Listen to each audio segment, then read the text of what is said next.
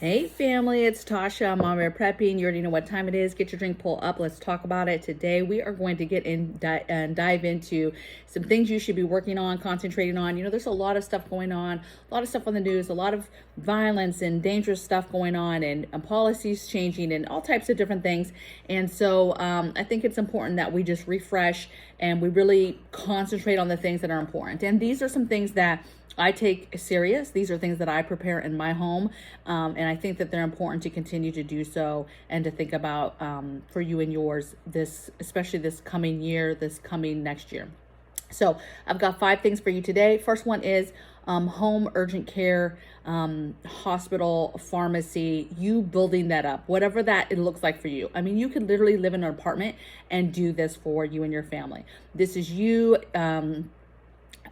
getting and building up medical supplies and medicines. So you're building up vitamins, a cache, if you will, of vitamins, of over-the-counter meds, of different things to take care of different various ailments, right? You are stockpiling that as much as possible. You are getting your antibiotics from JASE Case. Make sure you check out the link below in the description box.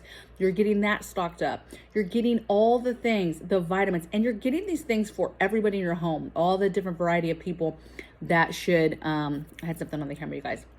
All the variety of people that are going to be in your home. So the older, the elderly, any babies, infants, right? You're thinking about them, children, right? And you're making sure that you get the right things. You're getting those over the counter, let's say fever reducer for all of those folks, for things that elderly people will need, right? What do your pets need? What do your livestock need? So you're thinking about this area for everybody involved that makes up some part of your family, okay, of the dynamic of your family. But it's super, super important. I cannot stress this enough. Medicine is a huge aspect of what we prepare here and stockpile here, because we have this mentality that we're not going to just be able to depend. There's going to be a time frame in life where you're not going to be able to depend on the police. You're not going to be able to depend on an EMT and an ambulance and 911 and folks coming to save you because other stuff is happening, right? Or the manpower is not there, or whatever the reasoning is, the money is not there. Whatever it is, they're not going to be there, right? And so you've got to prepare for us. For us, we want to live out rural. We want to live a little bit further away from hospitals, from people. And when you do that and you remove yourself, you need to be versed in a lot of different things so that you can take care of different emergency crises that happen in your family, medical concerns that could happen with your family. And how do you deal with that, right? And that's a little bit more than first responder. I mean, that's obviously very helpful. But this area needs to be looked at hardcore for you and your family. If you live in an apartment, baby, go to Habitat for Humanity, pick you up a little dresser. This doesn't even have to be like a huge, 6-8 drawer dresser. This could be a cute, maybe a jewelry box type dresser, or a smaller chest dresser that's maybe 5 drawers up or 4 drawers up, smaller size. Find a space in a closet, put it in there, and start organizing. Go to Dollar Tree, get some boxes, right? So that you can box out the drawers for different areas, different sections. And then just merely think about all the parts of your body. What are the different things that could happen to your eyes? What are the different things that could happen to your ears, your teeth, your nose, your skin, all these different things, right? And then you prepare those things. Medical supplies, start basic, right? Get your Band-Aids, get the different size Band-Aids, get, stitch clips, then stitching Band-Aids, get your creams and your Neosporin, and basic, and then work up from that, right? Very, very important. So you can do this at any level, okay? If you are fortunate to have a bigger space, maybe a room or half a room or even of a corner of a room that you can dedicate more to this, maybe have a dresser and a shelving unit.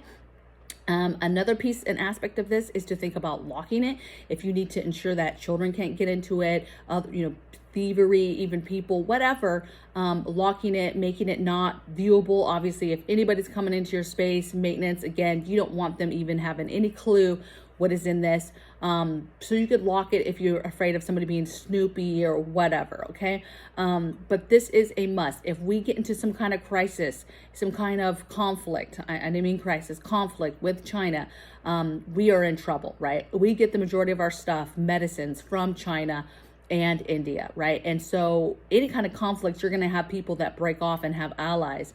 And we're going to be hurting, because although we do manufacture a lot of medicines here in this country, we get the pieces and the elements that they then use to make that medicine from these other countries. And so this is a problem. You want to be able to take care of you and yours and think outside the box. This is medical supplies. This is blood pressure cuff. This is the pulse humidifier. It's all the things that you want to be able to check somebody, take care of somebody, aid somebody, right? A broken arm kit, a casting kit, a suture kit, a wound kit for big wounds. For somebody really gets hurt and you have to stitch somebody up, you have to pull a bullet out. Well, like, do you have that stuff? And that stuff, if you didn't know, when you go through a situation, you go through loads, gobs of that stuff. So just having even a tote full of wound care bandages is not enough. I'm telling you right now, that is not enough for later down the road for heavy conflict,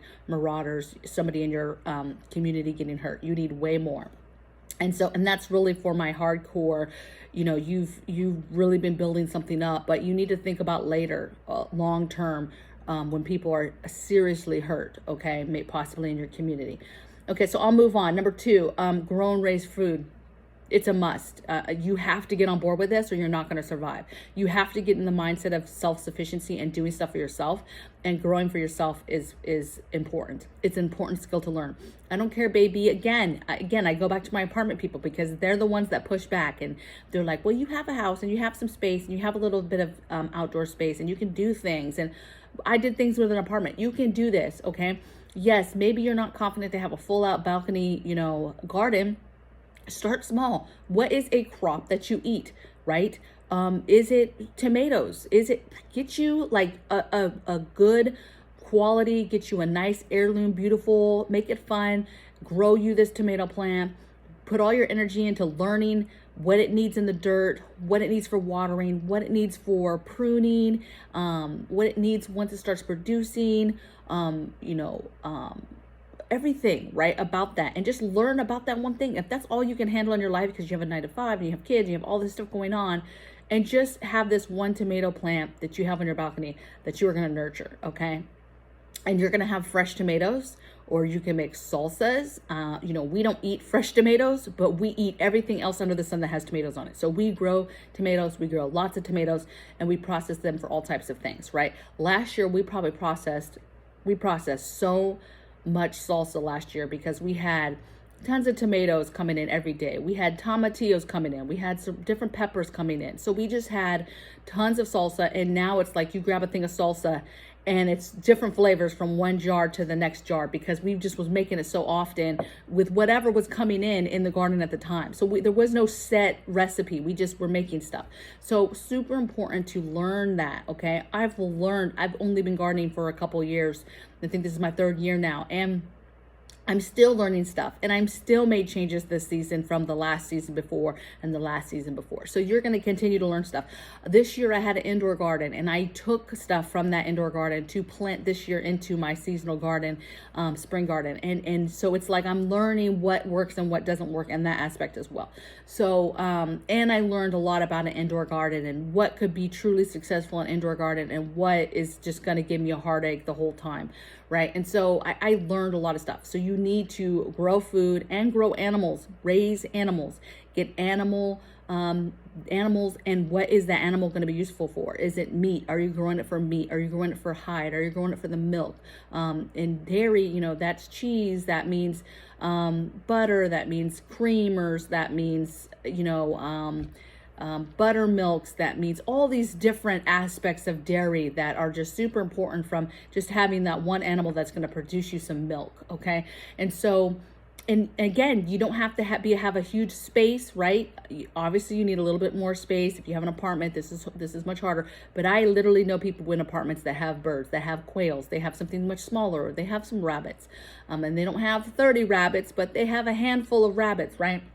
So I'm not saying that, hey, you got an apartment, go out and go get some meat rabbits. I'm just saying, think about what could work for you. Okay. And wherever you are, whatever your circumstance is, you should always be thinking, how can I grow food? How can I raise food? Super, super important, and important for the next couple years to get that up off the ground. Okay. Before things get stupid serious. Okay. Or things just pop off real bad, okay? And that's the thing, that's what's hovering over us right now, is that ability that, hey, do we have a few years? Do we have a decade before things really pop off? Or it could be one thing, major thing, that could just happen and it just throws everything left, right? The big one could happen on the West Coast, for example. That is going to be catastrophic for the entire United States. Even the people that aren't physically losing their homes and going through that tragedy on the West Coast states, but everybody, all these other states, all these migrants, all these people dying, the food problem, the water problem, everything, right? It's going to be horrific. A grid, our own grid could fail on us, have nothing to do with the enemy, have nothing to do with cyber attacks, have nothing to do with anything, and just fail. And then what are you doing, right? And so anything could pop off. So you're preparing, but what you do now in the next couple of years is really going to determine that. And if something does pop off just all of a sudden like that, everything you've done until that moment is still way better than if you just sat around and said, well, I think we have 15 years before the end of the world starts, right? And so I think you have time. That goes into my third one, which is no power for the long term. A lot of times we talk on this channel, prepare for no power, prepare for no grid down, and you're preparing, you're getting all the cool things. And it's not that I don't want you to get the niceties. I want you to get that stuff because I also say prepare for short term. But this is long term. This is when, like, okay, that's this, there's no more solar panels. There is no more gas for gas generators. There's no more sun, possibly, like whatever has happened. Your traditional ways of getting power again and producing yourself power are not working or not there for whatever reason, EMP, whatever. And so you're preparing for no power, like power to not come back, and how that changes your life, and what are the things that you're going to want to aid you in that and to aid you in the transition of that. So you can have some niceties, but what happens when those niceties don't return and are not able to be things that you cannot receive or get or find or even barter for later, okay? And so one, how does that change your life with no power? And then two, when those things start to run out, what are you doing to survive? Okay. And then four is get out of debt and buy your land. Now I get it. Some people are like, well, I don't have the ability to buy land. I can't leave. I'm stuck in this house forever, or I'm stuck in renting forever, or I'm stuck in this apartment forever, or I can't leave because of work, or I don't have this, I don't have whatever, your excuses. And those could be valid excuses, and that's fine. But I'm telling you now that you need to try everything in your power to leave your situation if it is not a good situation, for the things that we talk about, for SHTF, for the end of the world, for bad days to come, right? Get out of debt and buy land. Get a land, get a home, get there, okay? I don't care if you have to build a home, try to live in RV, whatever your plan is that works for you and your family's dynamic. Remember, I'm not one to tell you what to do in regards to what specifically is going to work for you. Like, oh, just go out and get land and figure it out. No, because that might not be best for you. I see all types of homesteaders who just sell everything that they own and they head out to this land and they're not prepared. They did not plan anything out. They struggle hardcore. And I'm like, where's the money? Where's the support? Where are your things? Like, how are you not prepared to live on this land, right? And so think that through, what is going to actually work for you and your family. We have a couple strategic outcomes, if you will, depending on what we're really going to end up doing here. And I think that that's really playing into us executing in this very, very moment. But we are definitely executing. It's just we're trying to figure out a couple things on directions to go for a couple things. And at a minimum, you're like, look, we're not moving, whatever. Then get out of debt. Then do that part so that you cannot owe people and not have that over your head. That gives you options for compliance, all of this stuff. Okay, get out of debt. And a lot of people are like, well, if things go left, well, who cares who's in debt? Well, you should care about owing people money and owing the government money, owing people money, owing any entity money. You want to be free and clear. That's true freedom. Okay, so work on that, getting out of debt. Number 5, and I'm not saying get rid of stuff. I'm not saying get rid of credit cards. I'm not some kind of financial person. I'm just saying merely get down debt. Get your credit card utilization down. Stop living on them if you can at all possible. You get the power back in your hands when it comes to your finances. And then my last one, number 5, is secure and fortify your home. And basically this is you securing it, fortifying, thinking about the future as far as fortification. You're constantly working on this. You're constantly building it up. You're constantly making it better. You're constantly adding to this. This section never stops. You need to work on it and concentrate on it and think about it now, and then think about how you increase it. How do you make it even better? How do you make it even better? Every single year you're trying to make and fortify better. You're basically getting somewhere and you're digging in and you're building it up. You're digging in and you're building it up. So if you get land, you get a piece of property, whatever, you are securing it. You're making sure you have eyes on everything. You're making sure you have eyes on things when during grid down. You're having protection, security. You're having layers, barriers, concealment, cover, deterrent. You're going to have all this stuff, different aspects of securing and fortifying your home and property.